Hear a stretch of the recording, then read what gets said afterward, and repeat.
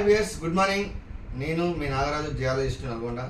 మనం geology subject గురించి తెలుసుకుంటున్నాం కదా. ఈ జియాలజీ అనేది సబ్జెక్ట్లో కొన్ని పార్ట్స్ కూడా ఉంటాయి.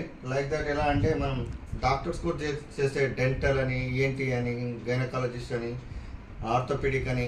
సో ఏ రకంగా టైప్స్ ఉంటాయో అండ్ ఇంజనీరింగ్లో civil engineering, electronic engineering, mechanical engineering ఉన్నట్టుగా జియాలజీలో కూడా కొన్ని పార్ట్స్ ఉంటాయి అన్నట్టు. అందులో ఫిజికల్ జియాలజీ అంటే భూభౌతిక శాస్త్రం, మినరాలజీ ఇది ఖనిజాల గురించి చెప్తుంది, క్రిస్టలోగ్రఫీ స్ఫటిక శాస్త్రం, structural geology and field geology అంటే భూ నిర్మితమైన జియాలజీ అండ్ క్షేత్ర జియాలజీ, పెట్రాలజీ. ఇప్పుడు పెట్రాలజీ అంటే శిలాశాస్త్రం, అసలు శిలలన్నీ ఎక్కడ ఉన్నాయి, ఏ టైప్స్ ఉన్నాయి, ఎన్ని రకాలు ఉన్నాయని వీటి గురించి చెప్తుంది పెట్రాలజీ.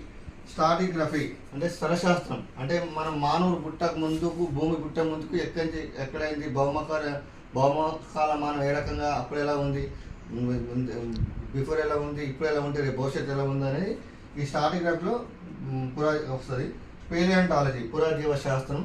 అండ్ ఎకనామిక్ జియాలజీ అంటే మన యొక్క భూమిలో దొరికే మినరల్స్ ఏముంటాయి, అది గోల్డ్, కాపర్, రాగి, డైమండ్స్, వీటికి ఎకనామిక్లో చాలా వాల్యూబుల్ ఉంటుంది. సో దాని గురించి చెప్పాలంటే economic geology. And engineering geology ఉంటుంది. చాలామంది ఇంజనీరింగ్ జియాలజీ అంటే ఇది సివిల్ ఇంజనీర్ తీసుకున్న వాళ్ళకు ఒక సబ్జెక్ట్ ఉంటుంది. పెద్ద పెద్ద రిజర్వాయర్లు, ఆనకట్టలు, రోడ్లు, భవనాలకు సంబంధించి సివిల్ ఇంజనీర్ ఎలా ఎస్టిమేట్ చేస్తారో, ఎక్కడైతే ఏ టైప్స్ రాక్స్ వాడితే అక్కడ స్టాండర్డ్ ఉంది, ఇక్కడ ఆ కట్టిన గట్టిగా ఉంటుందని చెప్పడానికి ఇంజనీరింగ్ జియాలజీ ఉంటుంది.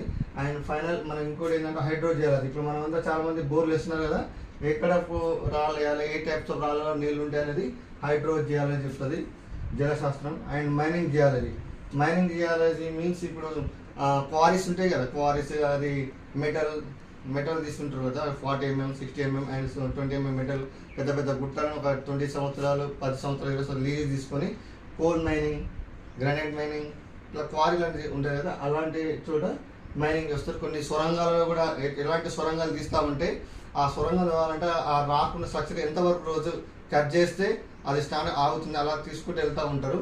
లైక్ మన SLBC కెనాల్ అని ఒకటి, దేవాదుల వరంగల్ దగ్గర ఇలాంటి ప్రాజెక్టులు మైనింగ్ జియాలజీ చేసిన వాళ్ళకి తెలుస్తుందండి. సో ఇదంతా సబ్జెక్ట్, ఇన్ని 11 టైప్స్ ఆఫ్ ఇంత నేర్చుకుంటే మొత్తం జియాలజీ మొత్తం పూర్తిగా అవగాహన వస్తుంది.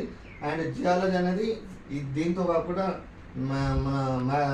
మిగతా సబ్జెక్ట్, కొన్ని సబ్జెక్టులు కూడా సంబంధం ఉంటుంది. అంటే గురించి తర్వాత చెప్తాను, ఓకేనా? ఓకే, మీకు కనుక ఈ వీడియో నచ్చినట్లయితే లైక్ చేయండి, షేర్ చేయండి అండ్ సబ్స్క్రైబ్ చేయండి మర్చిపోకండి. Thank you.